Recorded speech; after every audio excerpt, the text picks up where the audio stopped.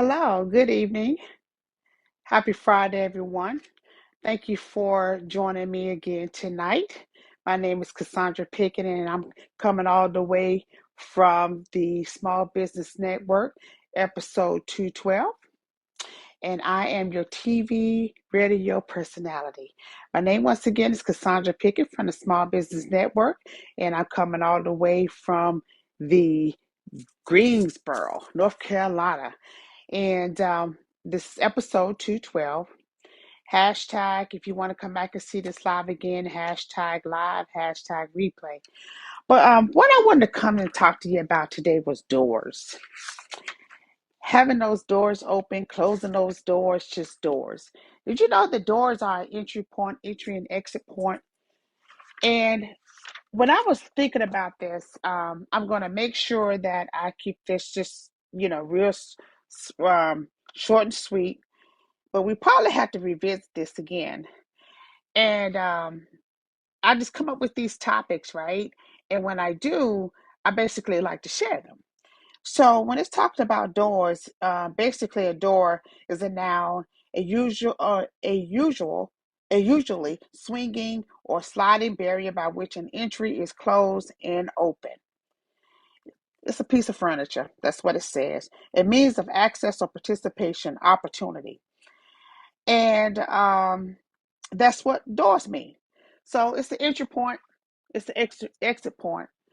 But I'm talking about the doors in your life at this point. We all have many doors. Like at the hotel, they have the swinging door, the revolving door. At the hospital door, they have a door that you slide, that you go in. You have a door to your home where you basically have a key, let yourself in, right?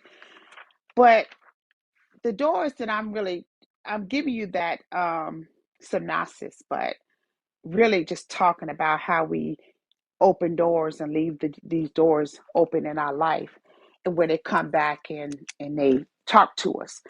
I've been reading. I actually go to Powerhouse of Deliverance, Garden Cathedral, and my pastor is named Bishop W. Washington, and basically, I've been reading his book, Closing Doors to the Echoes of Your Past, and you can take a look at it if you like. I'm not here to basically say, you need to purchase this book, anything like that. The this topic came way of my last couple of topics. Basically, hey, how you doing? I haven't seen you in a while, Marlene. We had to talk later. Um, basically, when I was talking about goals, and then I came back and I talked about time. Now I'm talking about doors, opportunities. I mean, doors is a gateway. I mean, here again, it's the entry and it's the exit point. It can be negative or it can be positive. But when I was reading this book, I got to thinking about different things in my life. And different things in my life is when I have allowed a door to remain open that it should have closed, or I should have closed, should have locked, sealed it, right? Um, but when I say there's different doors, you have doors to prisons, you have doors to a job, which is, you have different doors, and different doors are symbolic to your life. You don't have to be locked up in, behind bars physically, right? You can have it in your mind. There are doors that's in your mind that you can probably be in prison. There are doors of sickness when we talk about the hospital. There are doors that are shut that relationship. It could be anything, right? It really can be. But when I was thinking about this, I know I'm going to have to come back and revisit it. But when I was thinking about these doors, I was thinking about my life here again, thinking about what was taking place with me. And I'm just going to be short with this. One time that I had a door open, I should have closed it. And I'm gonna just get a tad bit personal. I don't really like to be personal too much because I'm here to be impactful, to motivate, and to inspire. And I hope you are inspired by this. Hey, Candace, how you doing, girl? It's good seeing you. Um, And with that being said, um, a door that I should have closed in my life. Um, you do things young, and you may have regrets, but they bring you to a point of you have these experiences. So they're no longer regrets; they're your experiences if you learn from them. But sometimes you do things when you're young, you're naive, you didn't think about it. You just things just happen. Well, anyway, this particular door that should have been closing to me was regarding one of my daughters. And I'm a baby mama, and the young lady was a baby mama. And where at the time we were young, we didn't get along. There's my truth, her truth, and then there's the truth. But people perceive different things. So I would speak to the young lady, she'd speak to me.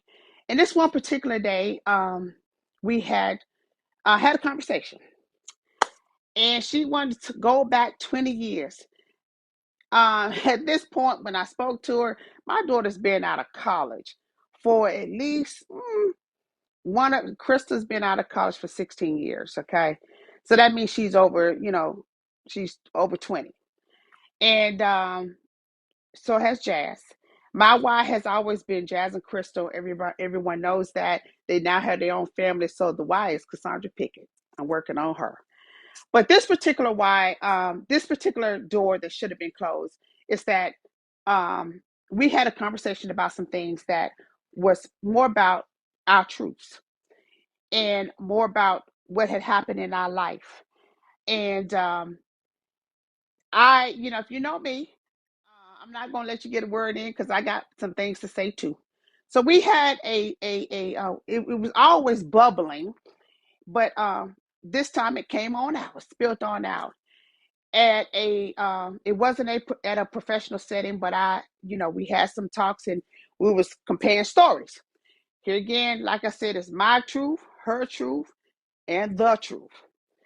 But this particular time, there were some things that she wanted to share about some things that she didn't like and what she thought I had said or heard or whatever. And I began to tell her what I thought and heard, and we kind of went back and forth. Then I heard her voice say, "Just be quiet," because it wasn't going anywhere. Nobody was winning. She wasn't going to win. I wasn't going to win. But let me tell you what happened. I allowed her to speak whatever truth that she was speaking, right? And she spoke her truth.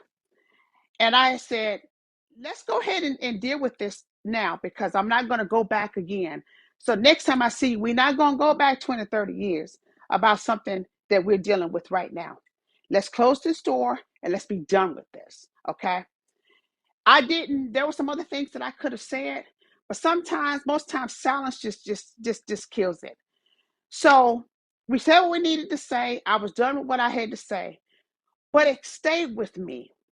And at the time, my mom was living, Sister Abel, Brenda Abel, and I talked to her about it. And I said, this really bothered me because I need to close this door. I'm tired of dealing with this. I'm tired of talking about this. Every time we speak, you could see it, or it was there, that big elephant in the room. And I began to tell my mom at the time, what was going on, and I just said, I'm going places. I'm no longer living 20 years ago in that. I am here now. And I'm not going to let this get into my spirit anymore. I need this door closed. So after talking to my mom, of course, she was a Bible teacher, a Sunday school teacher. She was always having these parables and stuff. And at the time, I mean, I ain't gonna say I'm not gonna say I wasn't saved. I was. I just didn't want to hear what she had to say. Okay, but she was right. Pray about it and give it to God. And this is not so much as a Bible sermon or anything like that. I'm talking about anything, any door that you have open. Allow God to close it. So I prayed about that thing. And I said, God, I don't want to live in this because I'm not here anymore at this time in my life. I am done. So with that being said, God released me from it. He healed me totally. from that situation, and I really am grateful for it, right? And I don't revisit that issue or with that person that happened 20 years ago because it's over. So I'm saying to you, anything that you have in your life, anything that people say when one door opens, another one closed. Make sure that door is closed. Make sure it's locked and sealed. I believe in that, in those sayings, but you also need to make sure that what you've done in your past, that you're able to walk away from it, that it don't keep calling you. It don't keep coming back to you. Okay. And that's what was happening to me in that particular situation. You know, and also be able to forgive. I'm dealing with one of my daughters with it. Forgiveness is more for us than it is for the other person. And then sometimes if they're not ready, if the other person's not ready to receive forgiveness, you know, tell your father, universe, whoever you believe in, and get it off for you. Sometimes you can't go tell them people ask them to forgive, because then it'll blow up again, open up another door. But I'm just saying that to say that people, God has a lot of good things in store for us. And going back 20, 30 years, we got more ahead of us than we have behind us. And I am so grateful that I was able to close that door. I got some other things I need to do now. I'm not perfect, but that particular door, we're not going to revisit that. But I may expound on this a little bit more about these doors. But even door to your health, start working on your health. I'm working on me, my health. I have always been a petite type person, and I go to Starbucks every day. So, Sister Michelle, I ain't tell you that. I let it be on you, but at the same time, I go every day too, right? And you gain a few pounds. You need to start working on that. At least I am talking about me, no one else, right? I'm working on some things in my life that, hey, I want to do better. I just want to do better. Even with mental health. I thank God that people are recognizing that people do struggle with mental health. And mental health don't have to be that you're crazy. Mental health means that you may need to take a mental health day from whatever the things that you're doing. I love rainbow sherbet, going to Mayberry's, and with that being said, I go to Mayberry at a drop of a dime. Okay, but we're talking about these doors here again. Um, reading a book, when I looked at it, I didn't read it to its entirety, but it kind of went back and started talking about your life, like your cognitive years, 5 years old, 10 years old, 15. I'm just hypothetically speaking, things that should have been closed that is still open. And you could be dealing with family issues. I mean, we all have. Your family basically, they get you ready for the world. They present you. So it's like when I deal with somebody and they kind of strange, I was like, I know you. You my cousin, such and such. You aren't this. You aren't that. And it's not. It's kind of funny, but that's how we identify ourselves with people. What we are familiar with, right? But I'm looking at now doors of opportunity. Look for opportunity in every situation that there is. I don't care what door it is. Look for an opportunity to say, hey, I can move forward from this. And that's what I'm learning. When every door, and I'm even saying, God, even enemies, they're a door to opportunity. If you didn't know that, I heard it from Mike Murdoch. Mike Murdoch, he's a preacher, wealth preacher, whatever he talks about. But doors, knowing what door to close, and asking God what doors to open. Hey, if you like this, comment, let me know that you really, like what I had to say. These are my views only. I'm only speaking from my heart of what I have to say, what I think. They can always, this just my opinion. And can I learn from something else? Yeah, I can. We all can. All right. please check me out. Look at some of the other podcasts I've done, where we talked about goals. We talked about, hey, the time. Now we're talking about doors. Because if you want to propel and you want to move into anything, any season, you really need to close those doors and then open some new opportunities for you. I mean, it's just a wealth of things. Things are moving so fast. And why worry about what's in the past? Why do that? But I really appreciate you all taking the time to watch me tonight on a Friday at 8:17. And thank you. I will come back and talk to you again. But have a good evening. Remember, when one door closes, another opens. But remember, you need to lock that door, and you take care of yourself and have a good one. Thank you so much. Love you all.